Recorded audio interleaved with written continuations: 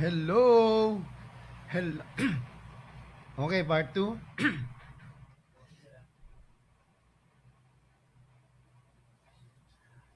Ayan, sana po ay na-inspire kayo sa video na yon. Grabe, di ba? Ang galing. Imagine, kahit bulag po si Monet, no? Nakakapag-dub pa rin siya. Ha? Imagine niyo yon. But she has a superpower. With the help of my CVAP family or the Certified Voice Artist Program. Actually, nitong ano lang, nung last 2 weeks ago, o 2 weeks, o 1 week lang, lumabas kami sa Bawal Judgmental sa Itbulaga. Kahit mga bago pa sila, na-feature na po sila. Ayan. Okay. So, nagkaroon po tayo ng survey bago tayo magkaroon ng seminar at ayan.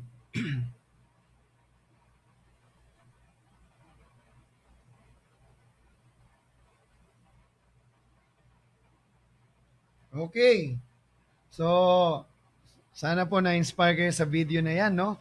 Imagine niyo kahit po si Monet walang, kumbaga wala siyang paningin, nagawa niya pong mag-dubbing sa tulong po ng mga director at ng Certified Voice Artist Program. Ayan. Okay, since ngayon po ay August na, no? September, October, November, December, 4 na buwan na lang, magtuto 23 na o 2023 na. Ang bilis, no?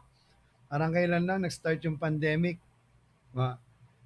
Alam naman natin na sobrang busy na ng mga tao, preparing na rin. Pag nag-bare months na, no? Pati Christmas. Sabi nga, tayo daw ang pinakamahabang Christmas celebration sa buong mundo. Pero kahit na busy po tayo, parang wala rin tayong natatapos, no? Nagtataka ba kayo? Kasi mas magandang pakinggan ng busy kaysa tamad, no? Yung walang ginagawa. I believe this webinar will provide value for some of you.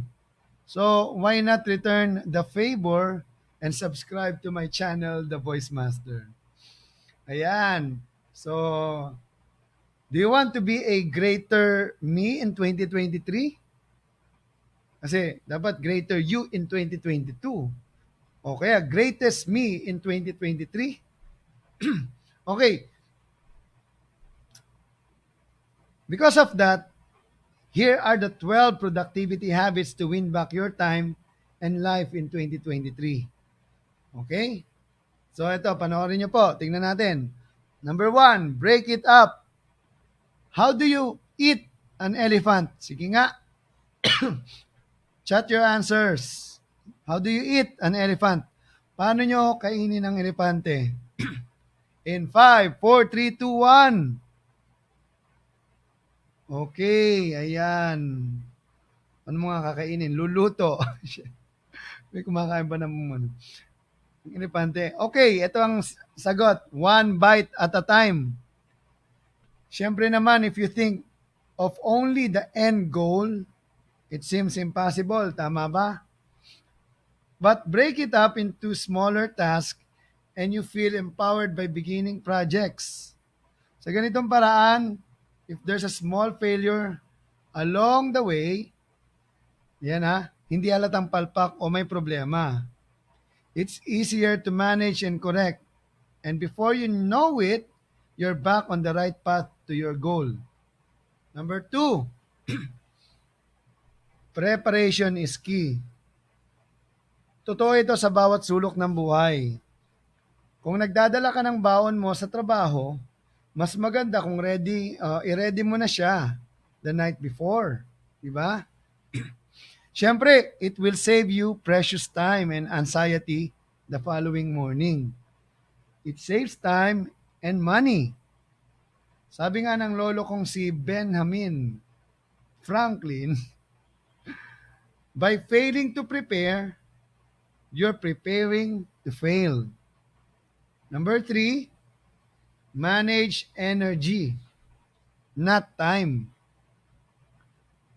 Ayon nga sa BBC and Forbes, They've all published articles stating the importance of managing energy over time.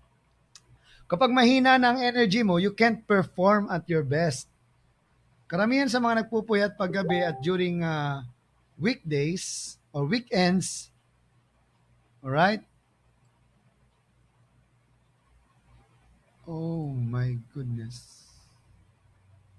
Ayan.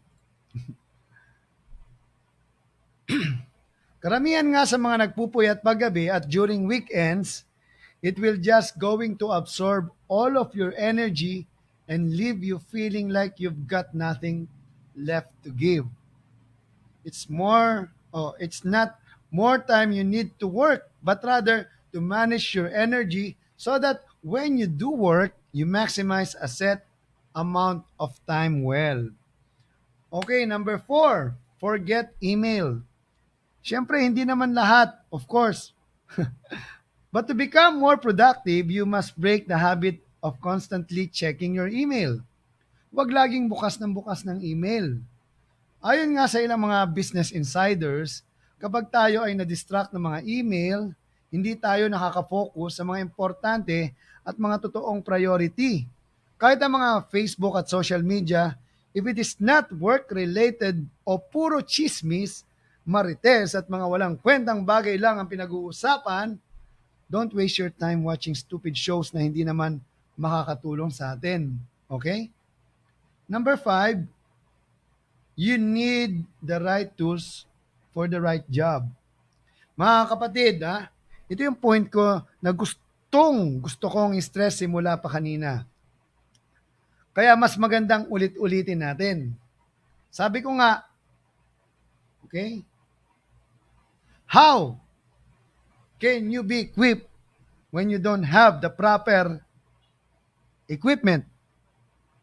You cannot be productive when you don't have the right equipment to do the job properly. Halimbawa, good internet, reliable hardware, or internet connection. Dapat yung internet mo maayos at mabilis. You have to invest on it. Itong internet ko po is almost 1 gig per second. Ano to eh? Almost 800 Mbps. Okay? You have to invest on it. Ano pa? Dedicated workspace. Maayos na chair. Tulad nito. Itong workspace ko. Actually, malawak tong space ko. Tingnan mo. Di ba? Hindi ako napuputol. Oh. Kasi I'm investing on it. Di ba?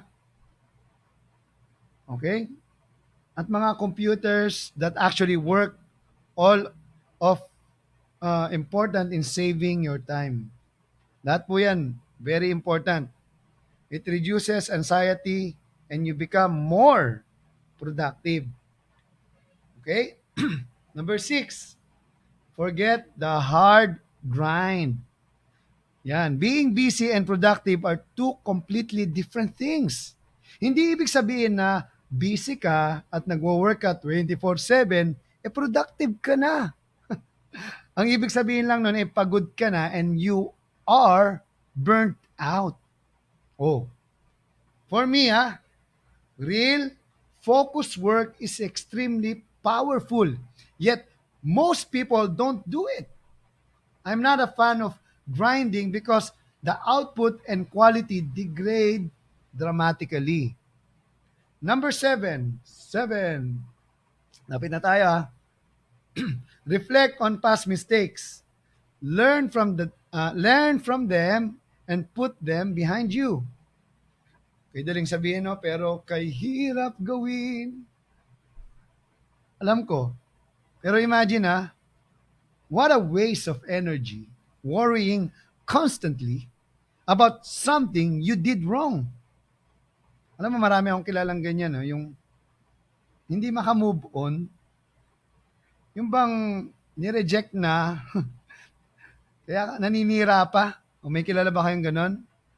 Buti nga may mga taong nawawala sa buhay nyo para yung mga tamang tao bumabalik. Ay, kumbaga nagkakaroon sila ng space para sa mga taong tama. Sabi ko nga sa Pochology, mawala man ng isang tao o bagay, may higit at mas magandang naghihintay. O di ba?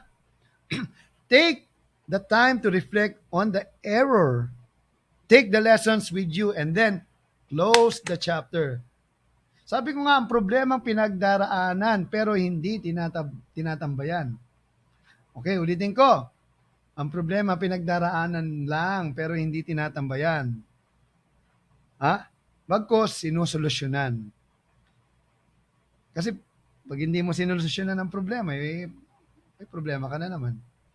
Matuto tayo sa mga pagkakamali natin sa nakaraan. Number 8, perfect the to-do list. Importante kasi sinusulat. Alam niyo lahat ng sinulat ko nangyari sa buhay ko. Kasi pag hindi mo sinulat, it's just a wish. Wala ring deadline eh.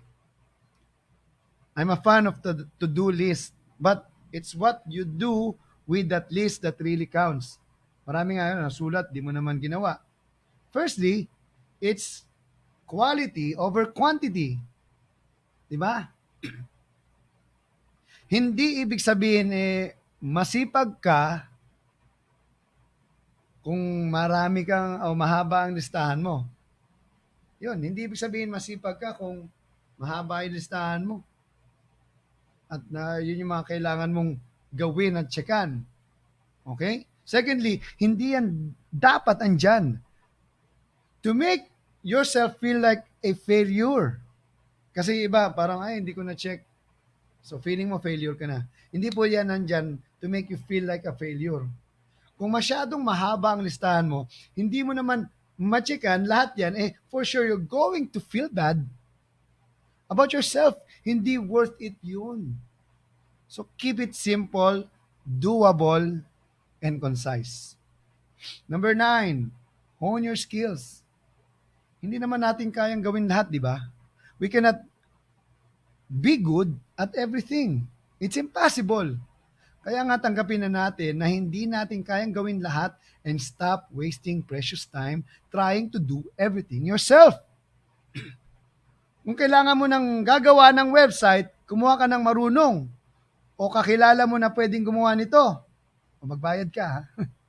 Mas magandang magbayad ka na lang ng taong marunong at gagawa nito kaysa naman masayang lang ang oras mo. Kung hindi rin lang naman maayos ang pagkakagawa mo kung ikaw ang gagawa di ba?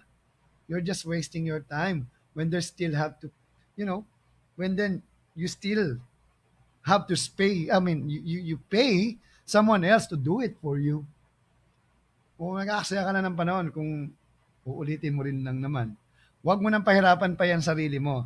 If you don't have the right skill set, then upskill or outsource. Again, if you don't have the right skill set, then upskill or outsource it. Which brings us to number 10. Outsource what you shouldn't be doing. If you really want to be more productive with what you love, kung ako sa inyo mag-outsource na lang kayo ng ibang tao kahit kaya nyo pang gawin ang isang task. Kung gusto mong maging mas productive pero hindi mo naman kayang gawin ang isang task like pag-file ng taxes mo, then outsource it. At least may peace of mind ka kasi alam nila na tama ang ginagawa nila. At may oras ka pang gawin ng mga bagay na mas mahalaga and you've got time and energy to focus elsewhere. Number 11, stop multitasking. Multitasking is a myth. Ayon kay Earl Miller, an expert on divided attention, claims the brain is not wired to multitask. Sabi niya, when people think they're multitasking, they're actually just switching from one task to another very rapidly. And every time they do it, there's a cognitive cost. Multitasking basically just means being bad or multiple things all at once. Again, multitasking basically just means being bad at multiple things all at once. Pag-isipan nyo. Number 12, switch off distractions. For sure, ito ang pinakaayaw nyong gawin. Tulad niyan, hindi na nakikinig, nag-Facebook ka, naglalaro ka, ikaw na yan Sa lahat ng productivity tips, yan, yun ang pinakaayaw natin. Di ba? Tigilan natin yung pag-scroll. Switch off social media and eliminate the pings to get your work done. Maging totoo tayo. Ano pa talaga napala ninyo sa pag-scroll at panonood ng mga post ng ibang tao? Kailangan iwasan na natin ang mga distractions and focus tayo sa mga task na kailangan nating gawin. Yan ha. Huwag nating sayangin ang mga oras sa mga walang kwentang bagay at huwag tayong makontento sa kung anong meron tayo ngayon. Gamitin natin ang social media to market, not to waste our time. So instead of just using it to entertain you, use it to get more clients and promote your brand and products like Grepa Life or Sun Life. So sa mga kaibigan, sana ay may natutunan kayo sa 12 tips to be more productive this 2023. Bilis ng oras, no? Please post nyo sa chat kung ano po yung pinaka-nagustuhan nyo sa 12 tips na binigay ko. And please show us your appreciation by subscribing to my channel, The Voice Master. Pwede rin po kayo magtanong doon sa mga videos at sasagot po ako sa inyo. Ngayon, ano po ba ang mga habit na gagamitin ninyo para maging mas may ma-achieve kayo or mas ma-achieve ninyo ang goal ninyo this 2023? Alright? So, okay. Salamat po sa pakikinig at panonood. Ayan. Mukhang bago ako mabuhusan ng boses. Marami pong salamat at syempre may bonus po ako sa inyong lahat. Ha? Ayan. Magbibigay ako ng libro. Mamaya sa question and answer. Always remember, our voice is the greatest gift from God and how we use it is our gift. Greatest gift back to God. And availability is the best ability. And thank you very much for your availability. Without you, this event wouldn't be a success. Thank you very much and have a great day, mga Sun Life Grepa. Muli, ako po si Pocholo De Leon Gonzalez, the Voice Master of the Philippines. On behalf of the leadership team, I wish you all the best. Your hard work is greatly appreciated and we wish you a great day. More sales ngayon 2022 to 2023. God bless you all. Ayan, and God bless. See you. Yan. Question and answer na. Thank you.